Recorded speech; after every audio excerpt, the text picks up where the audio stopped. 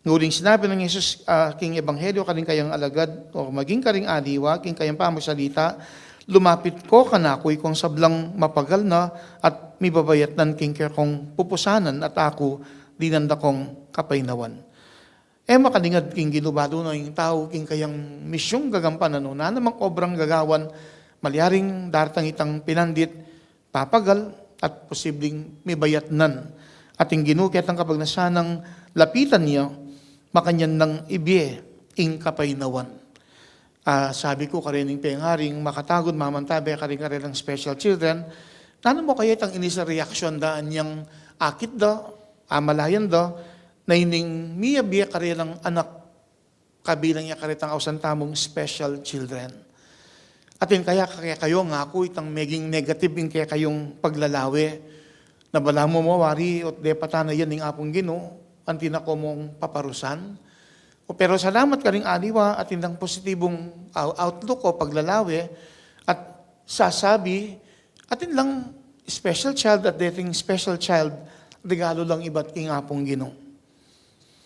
Balo ko makanta kalagwa nga ako, itang kabilan na ring anak at indang special needs, pero maragula bagay nga ako for 34 years in Inocencio Magtota Memorial Foundation Incorporated, makayantabe karing anak ating special na pamangailangan. At kimetong abanda, naman mo naman malagwa para kimetong foundation, kalupa na ning Inocencio Magtota Memorial Foundation, ing misunduyang miral at makasawap karing anak ating kapansanan. Uring metong iting foundation at manalig mo naman mamasa, keng sawap da naman ding maging partners, at ating maging kayantabi, kabang mismo kitang mega na pamaskong handog o magaganap pa pamaskong handog para sa mga batang may KO, may kapansanan 2025. Maragula bagay niya magsalita yo kapamilitan Angel Ruben C. para king kayang pamilya. See you next Christmas 2026 nga nang sinabi. At kay ba't niyang magsalita yan naman representative na ning Genra Mall, Genra Foundation, binanggit na naman, mikit pang pasibayo kayang tutuking Christmas party. Ini meto yung masanting mensaheng may pasyag na misunduing partnership karening adong benefactors ning foundation. Anong no misunduing pamanantabi, pamanyaw, karing anak ating espesyal pamangailangan. Karugula bagay ang ating kayabi, ating kayadwangan. At yan naman yung punto ng Ebanghelyo, anyang ingino, sinabi na naman king Ebanghelyo, pusanan niyang pawud ko at mag-aral ko kanako, paglasang mamukot mababalob at makatuklas kayong kapaynawan, mayan niyang idala ing pawud ko at mabayat ing papusan ko kaya kayo.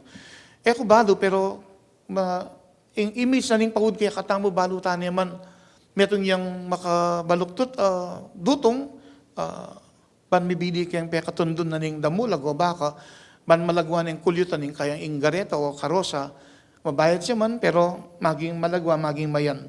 Pero nung dawenta mo kitang kapanunan na ning ginuret ang pahud, lamo pang single, pang adwalang baka o nung nanumantang misulod ka rin adwalang ayop, miyabing gulyot kay nanumang bagay. Yang mabayad siya, uling ating kayabi, ating kayadwangan, maging mayan, maging malagwaing obra. At mekad, ang ginu niya, bunina, pusanan tayong kayang pawud, uling, yang akaya beta mo, at maging kayantabi, kinano pang misyon, akikatamong gagampanan. Mekado yan yung metong masanting ng mensaheng, babya kaya kaming pari, kayang kasulyang kaya kaming susulod, ay importanteng daki na ning kasulya, itang mismong istolda. Ining susulod ko, mayakit kasi ingaws kaning susulod ko, center design niya ining kasulya, pero itang stall daw, ausan tayang inside stall. Anyapin ining kaning kiluba, mawala yata. Apin ining stall, inside stall yun. Di kaluparitang kengkilwal, medyo malapad lang, mas makaba din, medyo malatila, pero itang kabaldugan na ning stall, antiyang pawud, makabili kaya kaming pago, at wala mo wari, pagana kayo itina, may naman soling obra Kaya biyeng Ginoo, makintabi niya agyang masakit, maging mayan, maging malagwa, misyon agagampanan. Dapat titimid na ng Ebanghelyo, Potang kabayatan king biye, etamo kakalingwan ing Diyos yang lapitan. Nya misan po, king misang iting yampang tamo, kani king radyo ning Archdiocese, DWBL 91.9 Bright FM. Balang metong ngayon kaya katamo, maging kaya kayong kakaluguran na makira kaya king banal na misang iti, kaniting kaurasan, o mekad kitang metong adiwang oras sa itakdaning Diyos, mapaliharing ayal benyo at makasimba kitang adiwang adiwang oras, at sana itang maging kasangkapan, lalo na nung king die, ating arapang kapagsubukan, o may kadating misyong gagampanan, at may sasakitan, may babayatan, adwaning Ginoo. Lumapit ko kanako nga na, ikong sablang mapagal na, at may babayat nan, king kaya kong pupusanan, at dinanda kayong kapainawan. Tanggapan ta sa, misan pa yung grasya ng Diyos, at kanito, pakibatan tayo naman yung panagkat ng kaya katang pamigunam, ing Diyos, etaya kakalingwang lapitan, lalo na ustong king biye, may babayatan. Kaniting miso, makanyan tamong, midinan kapainawan, kanito itang dapat akwatang gawan, lalo na kitang yampang tamong kasuiwan. Misan pang adwan, ing kaya kong panalangin, lalo na bukas, actually dakal kaming paring sacerdotal anniversary bukas, yamong mon, metong yakarel, no? Yamong pet, ba't nalan eh?